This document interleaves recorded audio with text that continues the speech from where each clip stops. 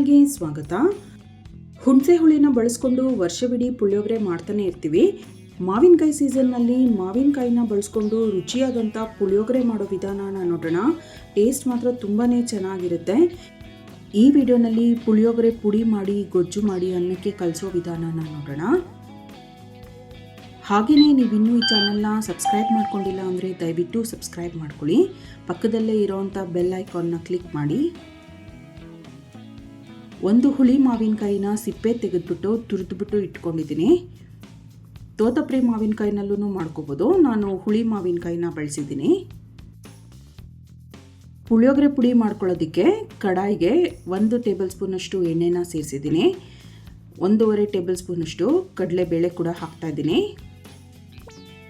1 ಚಮಚ ಉದ್ದಿನಬೇಳೆ, ಅರ್ಧ ಚಮಚ ಮೆಂತ್ಯ ಕಾಳು ಹಾಕ್ಬಿಟ್ಟು ಇದು ಗರಿ ಗರಿ ಆಗೋವರೆಗೂ ಹುರ್ಕೋಬೇಕು.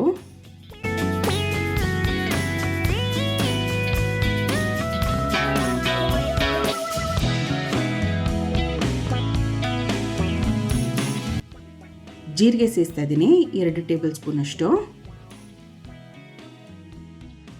ಕಾಳುಮೆಣಸು 1 ಟೀ ಸ್ಪೂನ್. ಧನಿಯಾ ಕಾಳು 4 ಟೇಬಲ್ ಸ್ಪೂನಷ್ಟು ಹಾಕ್ತಾ ಇದ್ದೀನಿ. ಮೀಡಿಯಂ ಹೀಟ್ನಲ್ಲಿ ಪದಾರ್ಥಗಳೆಲ್ಲ ಗರಿ ಗರಿ ಆಗೋವರೆಗೂ ಹುರ್ಕೋಬೇಕು.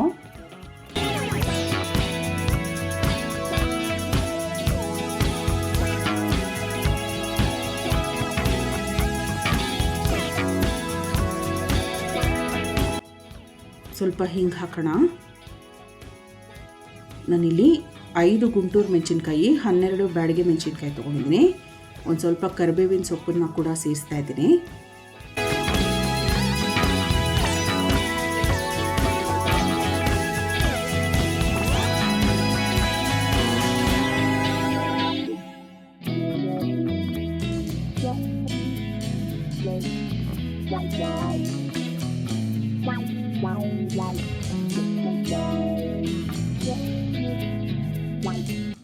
ಇದಿಷ್ಟು ಚೆನ್ನಾಗಿ ಹುರಿದಿದ್ದಾಗಿದೆ. ಸ್ಟವ್ ಆಫ್ ಮಾಡಿಬಿಟ್ಟು ತಣ್ಣಗಾಗೋದಕ್ಕೆ ಬಿಟ್ಟೋಣ. ನೋಡಿ, ಹುರಿದಂಥ ಅಷ್ಟು ಪದಾರ್ಥನೂ ಮಿಕ್ಸಿ ಜಾರಿಗೆ ಸೇರಿಸಿದ್ದೀನಿ. ಇದನ್ನು ನುಣ್ಣಗೆ ಪುಡಿ ಮಾಡ್ಕೋಬೇಕು. ಪುಳಿಯೋಗರೆ ಪುಡಿ ಸಿದ್ಧವಾಗಿದೆ. ಇದನ್ನು ಸೈಡಲ್ಲಿ ಇಟ್ಬಿಟ್ಟು ಕಡಾಯಿಗೆ 6 ರಿಂದ 8 ಸಣ್ಣ ಸೌಟಷ್ಟು ಎಣ್ಣೆನ ಸೇರಿಸ್ತಾ ಇದ್ದೀನಿ. ಎಣ್ಣೆ ಸ್ವಲ್ಪ ಬಿಸಿ ಆಗಬೇಕು.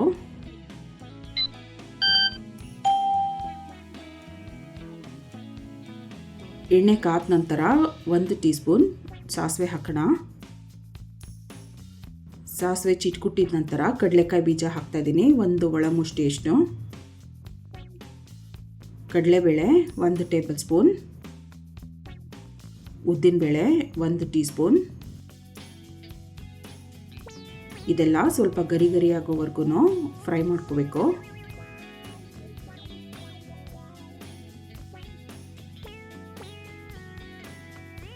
ಒಂದು ಸ್ವಲ್ಪ ಗೋಡಂಬಿ ಕೂಡ ಹಾಕ್ಬಿಟ್ಟು ಫ್ರೈ ಮಾಡ್ತಾ ಇದ್ದೀನಿ. ಆಪ್ಷನಲ್ಲು, ಬೇಡ ಅಂದರೆ ನೀವು ಸ್ಕಿಪ್ ಮಾಡ್ಬೋದು. 3 ಬ್ಯಾಡಗಿ ಮೆಣಸಿನ್ಕಾಯಿನ ಮುರಿದ್ಬಿಟ್ಟು ಸೇರಿಸ್ತಾ ಇದ್ದೀನಿ. ಒಂದು ಸ್ವಲ್ಪ ಕರಿಬೇವಿನ ಸೊಪ್ಪು ಕೂಡ ಹಾಕೋಣ.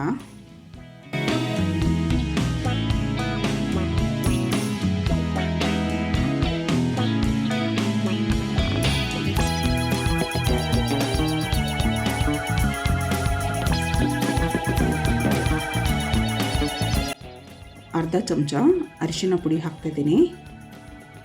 ಸ್ವಲ್ಪ ಹಿಂಗೆ ಸೇರಿಸೋಣ. 1 ಟೇಬಲ್ ಸ್ಪೂನಷ್ಟು ಬಿಳಿ ಎಳ್ಳನ್ನು ಸೇರಿಸ್ತಾ ಇದ್ದೀನಿ.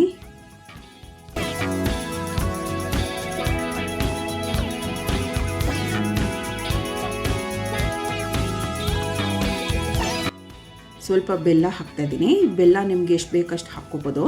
ನಾನಿಲ್ಲಿ 2 ದೊಡ್ಡ ಪೀಸ್ ಬೆಲ್ಲ ಸೇರಿಸಿದ್ದೀನಿ.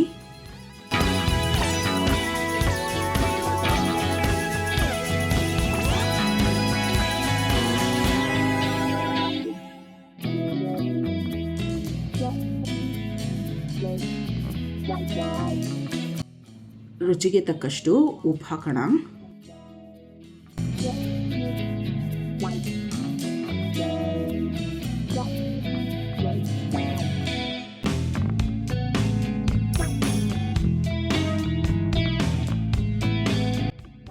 ಮಾವಿನಕಾಯಿ ತುರಿನ ಸೇರಿಸ್ತಾ ಇದ್ದೀನಿ.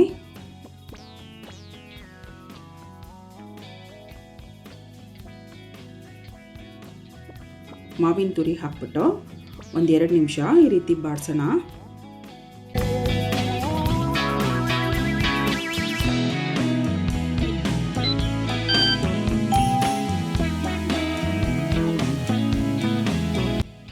ಪುಳಿಯೋಗರೆ ಪುಡಿ ಅಷ್ಟನ್ನು ಸೇರಿಸ್ತಾ ಇದ್ದೀನಿ.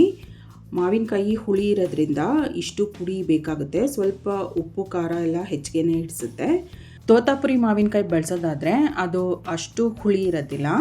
ಈ ಪುಡಿನಲ್ಲಿ 6 ಚಮಚದಷ್ಟು ಹಾಕ್ಕೊಂಡ್ರೆ ಸಾಕಾಗುತ್ತೆ. ಅರ್ಧ ಕಪ್ಪಷ್ಟು ಒಣ ಕೊಬ್ಬರಿ ತುರಿ ಸೇರಿಸ್ತಾ ಇದ್ದೀನಿ.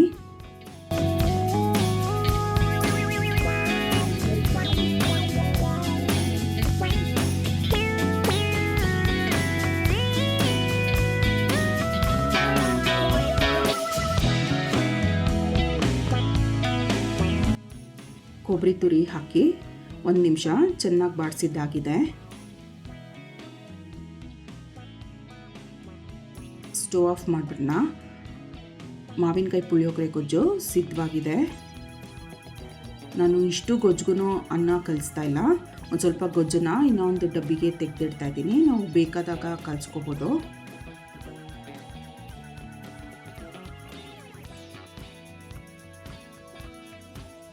ಬಿಡಿ ಬಿಡಿಯಾಗಿ ಮಾಡಿರೋಂಥ ಅನ್ನನ ಸೇರಿಸ್ಬಿಟ್ಟು ಗೊಜ್ಜು ಅನ್ನ ಎಲ್ಲ ಚೆನ್ನಾಗಿ ಹೊಂದೋ ಹಾಗೆ ಕಲಿಸ್ಬೇಕು.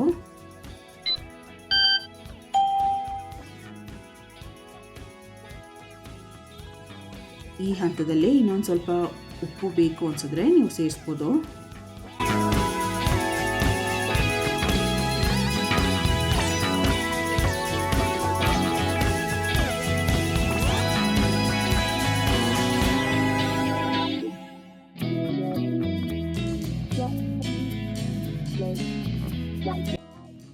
ರುಚಿಯಾದಂಥ ಮಾವಿನಕಾಯಿ ಪುಳಿಯೋಗರೆ ಸಿದ್ಧವಾಗಿದೆ. ಈ ಟೇಸ್ಟಿ ರೈಸ್ ರೆಸಿಪಿನ ನೀವು ಕೂಡ ಟ್ರೈ ಮಾಡಿ ನೋಡಿ. ತಪ್ಪದೇ ಈ ಚಾನಲ್ನ ಸಬ್ಸ್ಕ್ರೈಬ್ ಮಾಡ್ಕೊಳ್ಳಿ. ಈ ವಿಡಿಯೋನ ಲೈಕ್ ಮಾಡಿ, ಶೇರ್ ಮಾಡಿ. Thank you.